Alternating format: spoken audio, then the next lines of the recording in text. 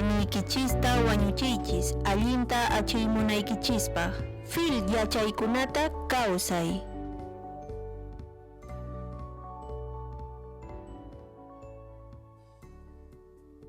Buenas noches. Buenas noches a todos los presentes. En nombre de la Cámara Peruana del Libro les damos la bienvenida.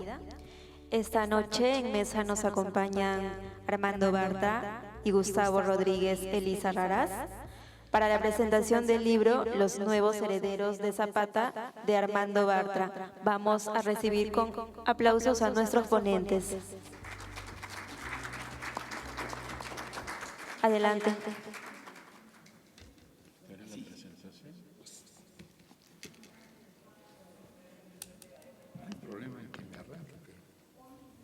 Muy buenas noches. Ya está. Sí, ya está. Muy buenas noches. El día de hoy el Fondo Cultura Económica de Perú se complace en presentar a un autor socioantropólogo muy reconocido en México por sus trabajos y su compromiso social con los trabajadores del campo y con ese estudio de lo que es la labor en el campo. Armando Bartra ha venido trabajando pues, más de 50 años en este,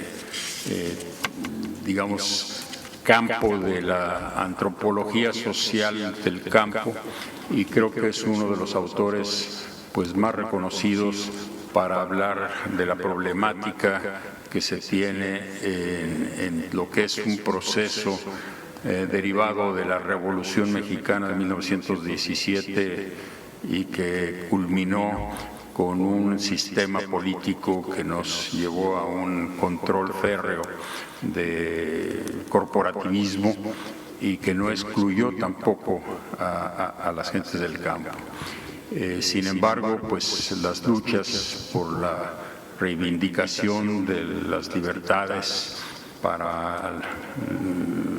de los campesinos y la tierra han quedado pues vigentes hasta el día de hoy y quién más que Armando Bartra para poder hacer este recuento, este análisis de los 100 años de la herencia de quien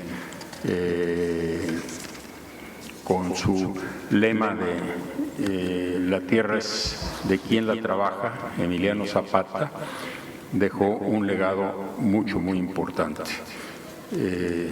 Me da mucho gusto y tengo un honor de presentarles ante ustedes a Armando Bartra, quien va a hacer la presentación de sus libros Los herederos de Zapata de 1918 al 2018. Muchas gracias. Gracias Gerardo, gracias al Fondo de Cultura. Me da muchísimo gusto estar aquí en Lima, estar en Perú. Me da mucho y me preocupa presentar un libro que se refiere a una parte de la historia de México, aquí en Perú, que no necesariamente es una historia con la que estén familiarizados los peruanos.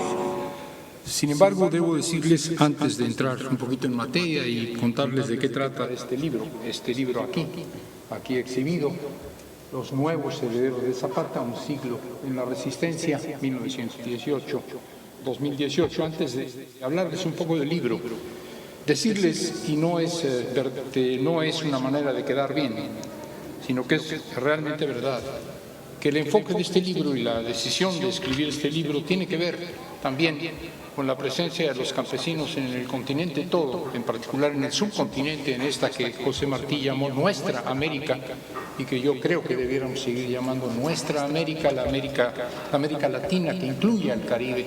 Esta nuestra América, pues, y los campesinos en algunos países, en México, en Perú, en Bolivia, en Ecuador, estamos hablando de campesinos y de pueblos originarios, estamos hablando de indígenas, también no solamente campesinos, han sido protagonistas de la historia del continente y siguen siendo, a mi juicio, protagonistas de la historia del continente y tienen no solamente un pasado luminoso, un pasado digno de ser recordado, tienen un presente de lucha, un presente de protagonismo social y creo, así lo piensan ellos y así lo pienso yo, tienen futuro.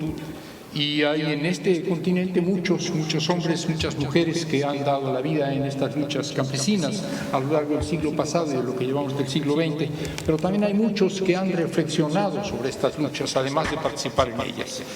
Y de estas reflexiones hay cuando menos un par de peruanos notabilísimos, sin los cuales este libro no hubiera sido escrito, aunque no estoy seguro de si los menciono en algún momento, pero debí de haberlos mencionado, puesto que los conozco y los he leído. Y estoy hablando en primer lugar de José Carlos Mariátegui, sin el cual el pensamiento crítico latinoamericano, el pensamiento revolucionario latinoamericano, vinculado necesariamente al marxismo, es un hombre de los años 20, es un hombre de la inminencia de la Revolución Rusa, no podía ser un pensador político que no estuviera vinculado al marxismo. Mariátegui, ¿regresó? No, ya estamos. El pensamiento de Mariátegui nos muestra muy claramente cómo no puede haber un pensamiento revolucionario, en este caso un pensamiento marxista como era el suyo, en América Latina, que no tome partido por los campesinos y específicamente por los campesinos de los pueblos originarios. Los planteamientos sobre el carácter de una transformación libertaria, de una transformación revolucionaria, emancipatoria, como le quieran ustedes llamar, en nuestro continente, en nuestra América, desde los años 20, desde los tiempos de Mariátegui, está vinculada estrechamente a los pueblos originarios. No puede haber una revolución sin las poblaciones indígenas, sin los colonizados, sin los sometidos, sin los ofendidos, sin los humillados. Mariátegui dice esto y es un hombre profundamente peruano y al mismo tiempo cosmopolita, es un hombre que había viajado por Europa, que había ido a Europa, que había conocido la Europa de la Primera Guerra Mundial, que había conocido la Europa de la muy reciente Revolución Rusa del 17, que había conocido la Europa del fracaso de la Revolución Alemana, es decir, que había conocido la Europa de la efervescencia política de los últimos años de la segunda década del siglo y los primeros de la tercera década. Regresa a su tierra, regresa a su continente y lo que nos viene a decir es: el marxismo no será una ideología revolucionaria si no recoge el protagonismo de los pueblos originarios, si no recoge el protagonismo de los campesinos y, en el caso de nuestra América, de los campesinos vinculados a los pueblos originarios. Este sería Mariátegui. Yendo un poquito más adelante, no demasiado más adelante, 30 años después, Mariátegui es un hombre conocido, cuando menos por quienes reflexionamos sobre estos temas en toda América Latina y yo creo que en el mundo. Hay quizás un pensador que es más conocido por su literatura, es más conocido como novelista, pero cuyo peso específico es igualmente grande, a mi juicio, son 30 años, más o menos 30 años después. Y estoy hablando de Manuel Scorza. Ojalá que hayan leído ustedes a Scorza, yo lo he leído, lo amo como novelista, Garabombo el Invisible, La tumba del relámpago, son libros entrañables para quienes los leímos además en los momentos en los que se publicaban. Pero Scorza no es únicamente un literato, no es únicamente un novelista, es un hombre que además de que participa en la lucha de los comuneros, en la lucha indígena de los fines de los años 50, principios de los años 60, él es el líder del movimiento comunal peruano, o uno de los líderes del movimiento comunal peruano. Él plantea muy claramente que el protagonismo en las rebeliones de nuestros pueblos tiene que ser un protagonismo campesino y además indígena. Estoy hablando de dos que escribieron, de dos que trascendieron a su circunstancia, pero hay muchos más, y ambos son peruanos. Me regreso pues a México. Lo que ocupa este libro es el proceso de los campesinos mexicanos, la organización, la movilización, las luchas, las reivindicaciones, las ideas, los planteamientos de los campesinos mexicanos después de la Revolución Mexicana de 1910 y 1920. Creo que no se puede tener una visión más o menos amplia de lo que es el continente, de lo que es el subcontinente, sin saber que, sin que México sea un país excepcional, pero sí en la historia del subcontinente, en la historia de nuestra América, le tocó a México el protagonizar la primera revolución del siglo XX.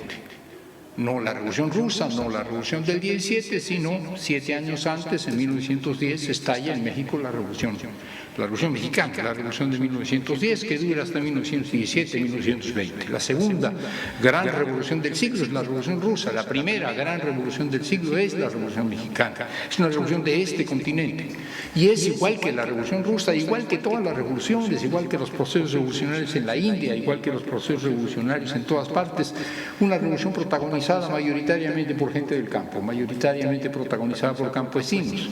La Revolución Mexicana es una revolución campesina, la Revolución Rusa es una revolución campesina, más allá de lo que podamos discutir sobre la conducción o no conducción del proletariado, del Partido de los Proletarios. Y la Revolución Mexicana es una gran revolución campesina y una prolongada revolución campesina. Es una revolución que no se hace con un golpe político, que no se hace con una toma del poder en unos cuantos meses o unas cuantas semanas de violencia, sino que se prolonga a lo largo de 7 años, cuando menos, hasta 1917, con la firma de una Constitución. En realidad, todavía en los años 20 continúan las luchas, probablemente no termine sino hasta los años 30. En todo caso, es una revolución campesina y una revolución prolongada y una revolución violenta. Eso quiere decir que prácticamente no hay un lugar, no hay una zona, no hay un pueblo pequeño, mediano en el país que no haya sido tocado por la revolución. Todos los mexicanos y mexicanas de la segunda década del siglo tuvieron algo que ver, tuvieron que tomar partido, a favor o en contra. Tuvieron que huir de las fuerzas revolucionarias o sumarse a ellas, sumarse a las fuerzas conservadoras o huir de las fuerzas conservadoras o huir de revolucionarios y conservadores al mismo tiempo. No hubo mexicano que pudiera escapar de ese torbellino que fue la revolución. La revolución mexicana fue una revolución prolongada, una revolución violenta y una revolución básicamente campesina. Y la idea que existe es que estos campesinos triunfaron de alguna manera, lograron una parte de su cometido, no todo. Nunca se gana todo, siempre es una parte lo que se conquista. Conquistaron una parte importante de sus demandas, acababa de decir nuestro amigo, tierra para quien la trabaja, tierra y libertad sería la consigna de los zapatistas de los años de la segunda década del siglo. Y esto queda de algún modo en el nuevo pacto, en el pacto que surge de la revolución, en la Constitución de 1917. La reforma agraria que surge de esta Carta Magna, de este pacto social que es la Constitución del 17, reconoce el derecho de los campesinos a la tierra y la obligación del Estado de operar una reforma agraria. La reforma agraria, pues, es la conquista o la expresión más clara del protagonismo de los campesinos en la Revolución de 1917. Y la idea que algunos tienen es, después de 1917, los campesinos simplemente esperan que se cumpla con aquello que ya entró en la Constitución, es decir, su derecho a la tierra. Los campesinos estarían esperando pasivamente, dejaron de ser sujeto y se vuelven objeto de una reforma agraria que va a operar el Estado mexicano. El Estado mexicano, depositario de esta Constitución y de este mandato, lo que va a hacer es ejecutar la reforma agraria, entregarle la tierra a los campesinos que por ella lucharon y que por ella murieron. Y los campesinos están esperando a que el Estado les entregue las tierras por las que ellos han luchado. Hay en esto, si lo interpretamos así de manera lineal, una suerte de cambio de protagonismo. Entre 1910 y 1917, cuando menos, parecería muy claro que los campesinos son protagonistas, que las fuerzas en acción durante esta larga lucha revolucionaria son las fuerzas campesinas en el centro y sur del país, encabezadas por Emiliano Zapata, y las fuerzas campesinas rancheras de otro tipo, con otro perfil no tan indígena, mucho más mestizo, del norte, encabezadas por Pancho Villa. Estos son los protagonistas de la revolución, pero después de 1917 los protagonistas son los gobiernos. Son gobernantes como los del Grupo de Sonora, como Obregón, como Calles, después Cárdenas. En general los gobiernos, los nuevos gobiernos posrevolucionarios se vuelven los sujetos de la historia y los campesinos se vuelven el objeto de la reforma agraria. Este libro trata de demostrar o trata de explicar que esto no fue así, que después de la llamada revolución, a partir de 1917, la lucha de los campesinos continúa que la reforma agraria no es una acción de Estado, sino es una negociación permanente de los campesinos, que los campesinos tienen que estar protestando en las calles, en los pueblos, en las carreteras, en las plazas, tienen que estar sufriendo represión, tienen que estar sufriendo violencia, porque si no la reforma agraria no se hubiera ejecutado. Es decir, que la guerra de los campesinos no termina en 1917, sino que continúa después de 1917, aunque las formas son diferentes. Ciertamente no se trata ya de derrocar al Estado, los campesinos ya no se están proponiendo tumbar gobiernos después de 1917, no cuando menos de manera masiva y generalizada, como lo hicieron con Porfirio Díaz, pero sí están presionando a los gobiernos que nunca se identifican plenamente con los campesinos, ni siquiera el más radical de todos, que fue el del general Cárdenas. Este libro es, pues, la historia de cómo los campesinos, después de haber hecho una revolución, tuvieron que seguir luchando cotidianamente porque aquello que habían conquistado en la revolución no estaba, a pesar de estar escrito en la Constitución, como un derecho que se fuera a ejecutar si ellos no luchaban porque se ejecutara.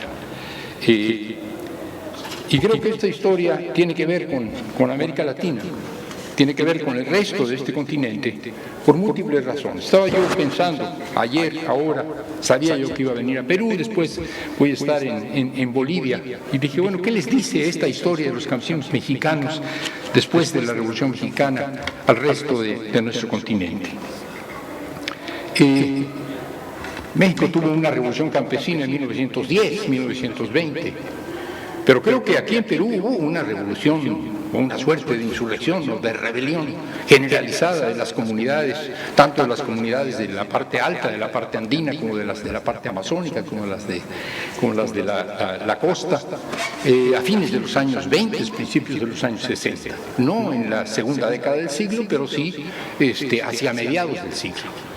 Una rebelión de los campesinos, una rebelión de los pueblos originarios en contra de las modalidades feudales, se decía entonces, de las haciendas de las partes altas o semifeudales, de las fincas agroexportadoras de la costa, pero una rebelión campesina cruenta, una rebelión campesina prolongada, una rebelión campesina que le quebró, yo creo, me dirán los peruanos si esto es así o no es así, o qué es lo que dice la historiografía sobre el caso, pero le quebró parte de la estructura a la oligarquía terrateniente.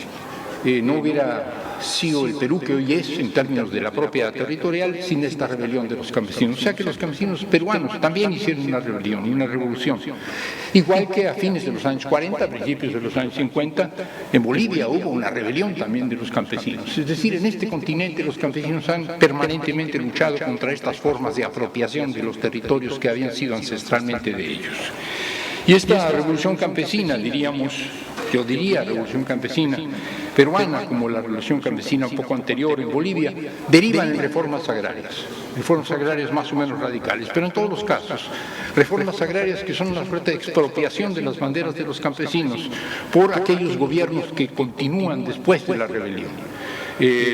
Los gobiernos ulteriores a la rebelión, a las protestas, a las insurrecciones campesinas de fines de los años 50, principios de los años 60, entibian notablemente las demandas de los campesinos hasta que llega un gobierno, ustedes me dirán si voy bien o me regreso, no soy peruano ni peruanófilo, pero un general Velasco Alvarado, que radicaliza el reparto agrario de manera considerable. Y nosotros pensamos rápidamente, ¿habrá algún general en México que también radicalice el reparto agrario? Sí, también tenemos nuestro general que radicaliza el reparto agrario, solo que algunas décadas antes. Se trata del general Lázaro Cárdenas del Río. Y estos dos hombres en el gobierno, desde el poder, Lázaro Cárdenas en los años 30, en la segunda mitad de los 30, Velasco Alvarado, muchos años después, ya en los años 60, primeros 70, radicalizan la reforma agraria, desarrollan un proceso efectivo de transferencia de la propiedad agraria hacia los campesinos. No quiero hablar mal de Velasco Alvarado, en México no me atrevería a hablar mal del general Cárdenas, pero sin embargo son decisiones que se hacen desde el aparato del Estado, son decisiones desde arriba, son decisiones desde el gobierno. Los campesinos son beneficiados por un gobierno que decide entregarles la tierra. Pero ¿qué es lo que estaban haciendo, escribo yo en este libro, los campesinos cuando Cárdenas llega y les da la tierra? ¿Qué es lo que estaban haciendo los campesinos peruanos cuando Velasco Alvarado va y les da la tierra? Es que no habían luchado por ello, es que no estaban presionando por ello. Entonces habría que ver esta dialéctica. La reforma agraria peruana es avanzada, es importante. La cantidad de tierra que hoy está formalmente en manos de campesinos en Perú es muy grande, igual que en México, notablemente, digamos, campesinizada la propiedad agraria. Sin embargo, es una modalidad, ustedes me dirán si voy bien o no, que se presenta no así en Bolivia, pero sí en Perú, en forma colectiva. O sea, no se entrega parcelada la tierra, sino que se entregan las unidades de producción tal como está. Se entregan las fincas, se entregan las haciendas, no sé cómo le llamen, cuál es el término, pero vaya, las unidades de producción grandes se le entregan a una colectividad para que las manejen como una cooperativa. Y esto es el mismo caso que tenemos en México muchos años durante la Segunda Guerra Mundial y ustedes después de la Segunda Guerra Mundial, que es la entrega de tierras en ejidos colectivos, en explotaciones colectivas. El resultado en México es que estos ejidos colectivos son colectivos porque el Estado decidió que fueran colectivos, no porque la gente decidió que quería trabajar en colectivo. Y por lo tanto no funcionan, y por lo tanto fracasan en términos de gestión. O son administrados por el banco, o son administrados por la función pública y no son administrados por los propios campesinos.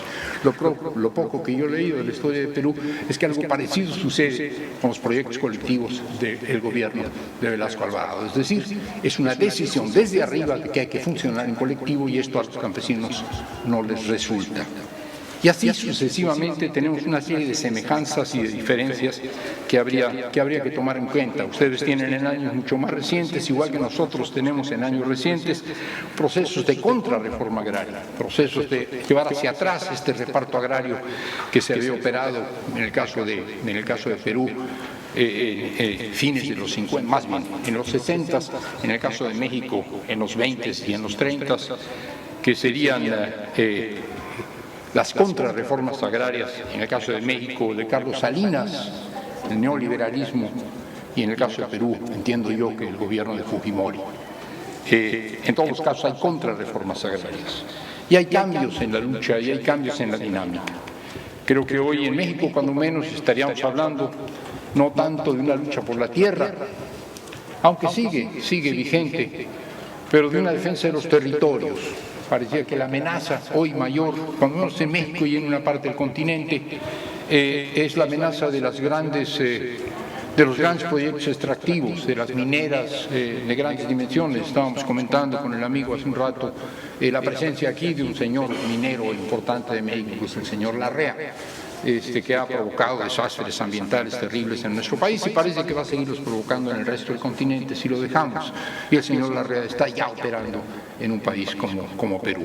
Y aquí el problema no es que se quiera arrebatar a los campesinos la tierra para cultivarla de otra manera, aquí el problema es que se está arrebatando a los campesinos los territorios que son no solamente utilizados de una manera distinta a la que lo hacen los pueblos campesinos, sino que son ambientalmente destruidos. La minería a cielo abierto, si es el caso de la minería que se está planteando aquí, es una minería terriblemente destructiva. Hoy tenemos entonces una lucha por la tierra, la gente prefiere llamar lucha por los territorios. La palabra territorio no tiene la profundidad, no tiene la fuerza telúrica de la palabra tierra, pero no importa, estamos hablando de lo mismo, estamos hablando del espacio, del entorno sin los cuales los pueblos campesinos no son nada. Y de esto trata este libro. Trata de unos campesinos mexicanos que demostraron a lo largo del siglo XX, de lo que llevamos el siglo XXI, que quieren ser protagonistas de la historia, que quieren tener no solo el pasado glorioso, el pasado heroico que tienen, sino que también quieren tener un futuro, que quieren ser parte del futuro de la humanidad. Y yo pienso que no tendremos futuro nadie, ni los que vivimos en el campo, ni los que vivimos en la ciudad, si los campesinos no están entre nosotros.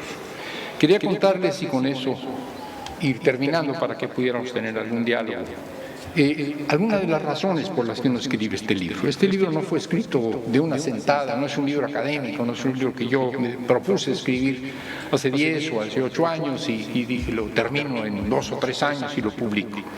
Es un libro que empecé a escribir desde los años 70. Publiqué la primera versión, por cierto que ahí la tiene el señor embajador, esta primera edición que ya es vieja, primeros años 80. Después hay ediciones sucesivas que van haciendo el libro un poco más gordo. Este libro no es que esté inflado, es que de verdad tiene más texto que aquel que está allá abajo. porque yo iba siguiendo el movimiento campesino, acompañando a los campesinos en sus luchas y escribiendo sobre esto de manera sucesiva. Es pues un libro escrito por alguien que participa, cuando menos al lado, si no es que como protagonista de las luchas agrarias. Y yo me preguntaba, ¿por qué empecé a escribir esto? Este libro se llama Los herederos de Zapata, los nuevos herederos de Zapata en esta versión. En aquella es simplemente Los herederos de Zapata. ¿Por qué escribir los nuevos herederos de Zapata? ¿Por qué escribir los herederos de Zapata? Y tuve que remontarme a los años 60, a los primeros años 60, 62, 63, seguramente. Era yo estudiante de la universidad, no estudiante de la Facultad de Ingeniería, en la que compartimos un año,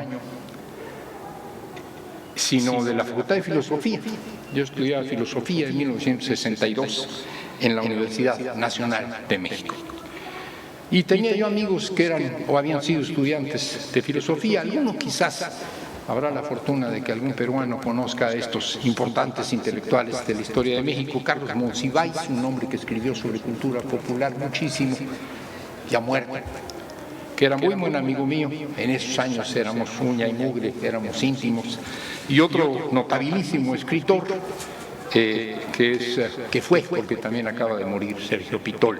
Y estábamos pues Carlos Monsiváis y Sergio Pitol, amigos, estudiantes de la Facultad de Filosofía y Letras, unos y otros, en una fonda, en una taquería, pues para los que sepan de lo que es la comida tradicional mexicana, una tarde lluviosa, y de pronto compramos el periódico. Eran los tiempos en los que los periódicos eran la fuente de información, no las redes sociales, y había periódicos vespertinos. Entonces compramos el periódico vespertino, las últimas noticias de Excelsior, y empezamos a leerlo. Alguien empezó a leer y de pronto quedó demudado, nos mira y dice: han matado a Rubén Jaramillo. Para ustedes no es nada esto, dos palabras que no significan nada. Rubén Jaramillo para nosotros era un asunto absolutamente fundamental. Rubén Jaramillo no era cualquier persona. Rubén Jaramillo era un campesino de un estado de la República, del estado de Morelos, un hombre que había participado en la Revolución de 1910, un hombre que había sido zapatista, un militante zapatista, había participado en la guerra, había empuñado el Mauser, había montado a caballo, había sido del ejército de Emiliano Zapata, del ejército libertador del sur. Y era un hombre que, en lugar de que cuando termina la revolución en 1917 se regrese a su casa a reconstruir la familia y a seguir cultivando su parcela, es un hombre que siguió en la lucha después, que siguió en la lucha en los años 20, que siguió en la lucha en los años 30, que siguió en la lucha en los 40 y en los 50. Rubén Jaramillo fue un luchador campesino desde la revolución y de ahí para adelante. Era un hombre que en los tiempos del cardenismo batalló porque se creara un ingenio azucarero colectivo y lo consiguió, que en años posteriores luchó en términos electorales por tener el gobierno del estado de Morelos y fue a través del fraude echado para atrás, que tuvo que levantarse en armas 2 o 3 veces, no en el sentido de patria o muerte venceremos, sino simplemente para defender su vida, y cuando lograba negociar regresaba a la paz y volvía a seguir trabajando dentro de las instituciones. Era un personaje que todos conocíamos, era un hombre entrañable, yo lo conocí personalmente, era un hombre viejo, yo era un joven en ese momento y era un viejo admirable. Y este hombre, que se había levantado 3 o 4 veces en armas porque las circunstancias lo obligaban a ello y era para proteger su vida, y que luego se pacificaba, estaba en una etapa, diríamos, de trabajo institucional, de trabajo legal.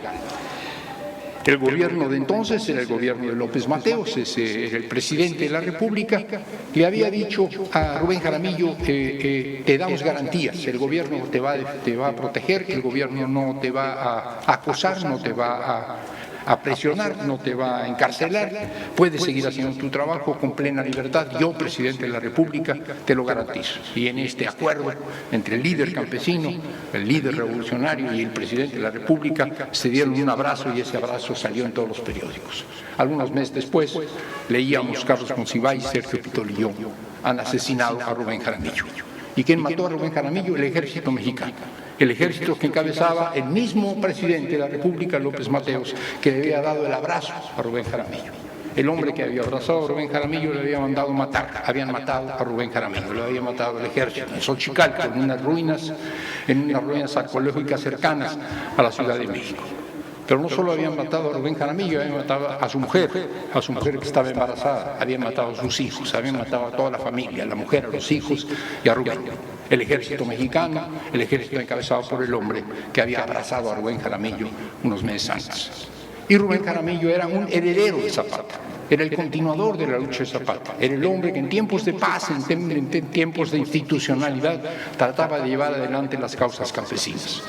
Este heredero de Zapata, que fue Rubén Jaramillo, asesinado por el gobierno, merecía que alguien contara su historia, no solo la de él, sino la de muchos como él, los herederos de Zapata, los que lucharon después de que el zapatismo histórico había cerrado ya su ciclo, merecían una historia, y esta historia es la que yo traté de contar en este libro. Y finalmente termino diciendo, este libro es la historia del movimiento campesino, diríamos de 1918 a 2018, pero cuando menos de 1968 en adelante es también mi historia personal. Y yo traté de vincularme a estas luchas, a estas mismas luchas, cuando menos a partir de estos años. Conocí a Rubén Jaramillo, no luché junto con él, él se movilizó en los años 20, 30, 40, 50, yo empecé a participar en los movimientos campesinos a partir de los años 60 y sobre todo en los 70, pero esta es en parte de mi biografía. Por esto los últimos capítulos están sustentados más en testimonios personales que en fundamentaciones librescas. Después, una parte de mi historia es un libro escrito desde los sujetos, o tratado de escribir desde los sujetos. Es un libro entrañable, es un libro un poco diferente de los libros de historia convencionales. Este es el libro que yo les recomiendo leer, porque a pesar de que Perú tiene otra historia campesina, creo que en nuestra América las movilizaciones de los campesinos a lo largo de la pasada centuria son parecidas y hacen eco y tienen puntos de comunicación. Ojalá que este diálogo a través de este libro y a través de otros funcione y que de algo les sirva saber las batallas que han dado los campesinos mexicanos durante la última centuria. Pues muchas gracias, y si nos quedan 4 o 5 minutos los utilizaríamos para comentar algo, escuchar alguna opinión o alguna rectificación de mis aventuradas aseveraciones sobre la historia. Por favor. Bueno, muchísimas felicitaciones por su investigación, su trabajo. ¿Cuál es la situación actual del movimiento campesino mexicano y qué relación tiene el movimiento campesino mexicano con los otros movimientos campesinos en Latinoamérica? Yo tuve la oportunidad de estar en Brasil y estuve en un evento en una organización campesina de brasileños, ¿no? Era una especie de comunidad de campesinos que habían logrado arrancar, ¿no?, de la oligarquía agraria brasileña 9.000 hectáreas y ya tenían haciendo cultivos orgánicos, pero con una organización social muy interesante, ¿no? Inclusive los colegios que ellos habían implementado llevaban a cabo la educación popular de Paulo Freire. Pero esta organización estaba en gran parte de Brasil, pero además ellos estaban haciendo un intento, o estaban trabajando en una organización latinoamericana de campesinos. ¿Hay alguna relación entre Claro que sí. Creo que está usted, podría yo equivocarme, pero está usted hablando del movimiento de los sin tierra, del MST. MST, el movimiento sin tierra en Brasil. Probablemente, quizás no está en su mejor momento, habría que analizarlo, pero es probablemente el movimiento campesino más visible de nuestro continente. Son gente que han estado dando la lucha por la tierra permanentemente, que cuando han logrado la tierra y la ocupan, organizan de manera colectiva y de manera sustentable el aprovechamiento de la misma. Son un movimiento internacional, no únicamente un movimiento brasileño. A nivel internacional formarían parte de una red, de la red que se llama la Vía Campesina, y esta red, la Vía Campesina, que es una red internacional, no es solo latinoamericana, están en África, están en Europa con diferentes modalidades, están sin duda duda de México. Los campesinos de los que yo hablo aquí, algunos forman parte de esta red de la Vía Campesina y todos, sin duda, todos conocen el movimiento de los Sin Tierra. Yo voy a estar dentro de unas semanas en una universidad campesina, la Florestan, que está ahí en Brasil, en donde se trabaja la formación política de los campesinos. Los campesinos, perdón. Sí, yo no sé si López Obrador trabaja en función de los campesinos mexicanos, pero los campesinos mexicanos trabajaron en función de López Obrador, quiero decir. Hay un movimiento en México que se llama, no es casual, se llama Plan de Ayala Siglo XXI, Movimiento Campesino, Movimiento Nacional Campesino, Indígena y Afrodescendiente, Plan de Ayala Siglo XXI, el nombre completo, Movimiento Nacional Campesino, Indígena y Afrodescendiente, Plan de Ayala Siglo XXI. El Plan de Ayala es el proyecto político del zapatismo histórico, es el proyecto político de Emiliano Zapata de los tiempos de la segunda década del siglo. Y 100 años después, los campesinos mexicanos, cuando tratan de crear una nueva organización campesina, le ponen un nombre que remite al zapatismo de hace 100 años. Es decir, los zapatistas siguen viviendo en el imaginario de los campesinos mexicanos. Y este movimiento, el movimiento campesino, Movimiento Nacional Campesino, Indígena y Afrodescendiente, Plan de Ayala Siglo XXI, fue uno de los apoyos rurales a la candidatura de Andrés Manuel López Obrador. Pero no fue simplemente te apoyamos porque nos simpatizas, te apoyamos porque nos caes bien, te apoyamos porque de vez en cuando hablas a favor de la soberanía alimentaria. Todo esto les parece bien, pero la exigencia fue la siguiente. Aquí está un documento que nosotros hemos elaborado, el Plan de Ayala del siglo XXI, un proyecto campesino para la transformación del campo escrito hoy, no hace 100 años. Y este Plan de Ayala del siglo XXI, está el documento, tú lo vas a firmar. Y si tú firmas ese documento, nosotros te apoyamos en tu campaña electoral. Y si tú no firmas este documento, no te apoyamos. Y Andrés Manuel López Obrador firmó el documento y los campesinos apoyaron la candidatura de Andrés Manuel López Obrador.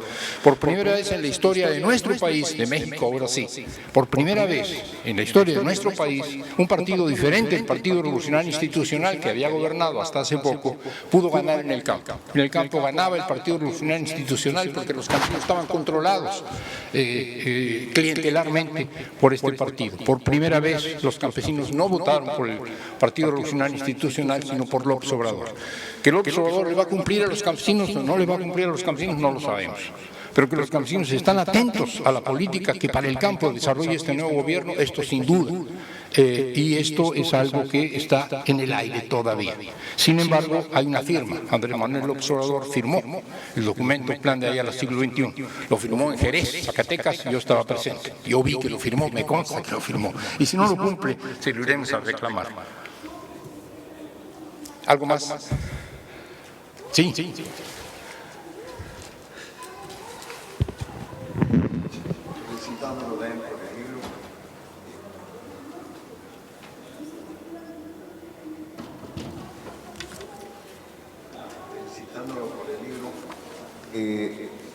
No me quedó claro y quisiera que me lo resuma quizá por el tiempo. ¿Cuáles son las principales demandas actuales del movimiento campesino mexicano? Sí. Y si es de toda la nación o solamente de la parte sur en la cual el libro trata, creo. No, es toda la nación. México es muy diverso y como todos los países somos muy diversos, digamos. El Perú de la zona andina no es lo mismo que el Perú de la zona amazónica, la parte alta, la parte baja son diversas. México es diverso también a su modo. Sin embargo, hay algunos temas que son centrales, que es el tema de la tierra y el tema del territorio. El tema de la tierra, en la vieja fórmula, la tierra es el concepto viejo, histórico, con el que designamos ese lugar en el que vivimos.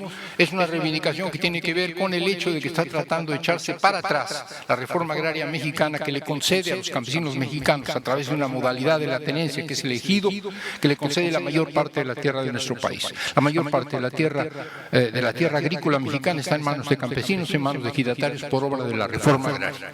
Y los campesinos están peleando porque eso no se eche para atrás. Es posible echarlo para atrás. Se cambia la Constitución, ya se cambió la Constitución y esto se podría echar para atrás. La defensa de la tierra sigue siendo una demanda campesina. Pero hoy a eso se agrega otra cosa. Las comunidades, los pueblos, sean o no sean campesinos, están siendo agredidos, están siendo ofendidos por la explosión de un capitalismo muy destructivo que tiene que ver con la minería a cielo abierto, que tiene que ver con las grandes obras hidroeléctricas, que tiene que ver con carreteras, que tiene que ver con gasoductos, que tiene que ver con urbanizaciones salvajes, que tiene que ver con turismo, turismo predador, y todo esto es la defensa que hoy se llama de los territorios. Y ahí son ejidatarios, es decir, gente que tiene la tierra titulada a su nombre, pero son pobladores en general. Es una lucha que no distingue. Son indígenas o son mestizos. A veces incluso son gente, pequeños comerciantes que se sienten agredidos por esta expansión del capital. Esta es una. La otra gran batalla, quizás no es tan evidente, es por las condiciones económicas que hacen posible que aquel que es dueño de la tierra viva de ella. Y esto es absolutamente fundamental.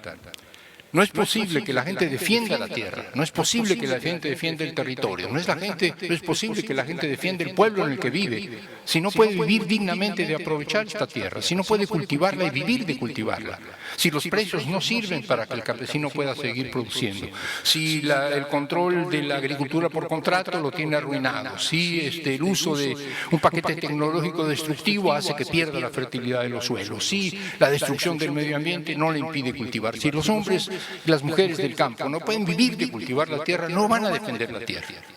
Y es un problema absolutamente fundamental. Y no es únicamente de sus saberes, no es únicamente de sus semillas, no es únicamente de sus capacidades, depende también de políticas públicas. Entonces, una de las cosas que yo creo que México está peleando los campesinos es, por un lado, la tierra, pero por otro lado, las condiciones económicas que hacen posible vivir dignamente, de aprovechar, de cultivar esa tierra. Y esto segundo es más complicado que lo primero, porque uno puede quedarse con la tierra. Termino con esto. Hay el drama terrible, yo supongo que es de todos nuestros países latinoamericanos, de que los jóvenes del campo se van del campo, de que los jóvenes del campo no quieren seguir viviendo en el campo, de que los jóvenes hijos de campesinos no quieren seguir siendo campesinos. Esta es la batalla, la gran batalla. Si no logramos que los hijos de los campesinos quieran seguir siendo campesinos, la defensa de los territorios, la defensa de la naturaleza, la defensa de nuestro mundo está perdida, porque los jóvenes se van. Si se van a las ciudades, mal. Si se van a los campos agrícolas, mal. Si se van a Estados Unidos o a tratar de llegar a Estados Unidos, peor. Si se van al narcotráfico, si se van a tratar de vivir de manera ilegal, peor todavía. La batalla es por hacer que vivir en el campo no sea una maldición, no sea una cárcel, sino que sea un lugar digno en el que haya un futuro, en el que haya una ilusión. Recrear la ilusión que los campesinos durante un siglo han tenido, por esto han luchado, en los jóvenes de hoy. Si perdemos esta batalla, el campo se perdió y esta batalla será una batalla perdida. Creo que ya nos tenemos que ir. Gracias.